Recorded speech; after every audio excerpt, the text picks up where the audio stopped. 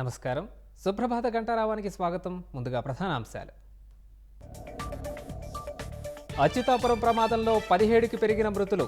పేలుడు ధాటికి ఛిద్రమైన శరీర భాగాలు.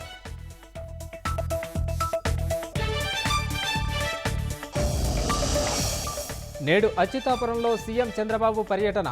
బాధితులు మృతుల కుటుంబాలకు పరామర్శ.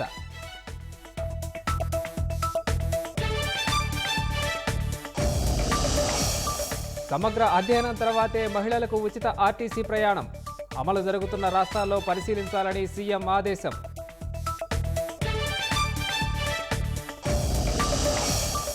గ్రూప్ 1 మెయిన్స్ పరీక్షల వాయిదా. త్వరలోనే కొత్త షెడ్యూల్ విడుదల చేస్తామన్న ఏపీపీఎస్సీ.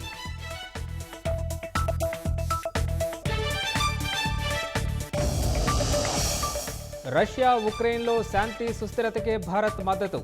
ఇది యుద్ధాల యుగం కాదన్న ప్రధాని మోదీ.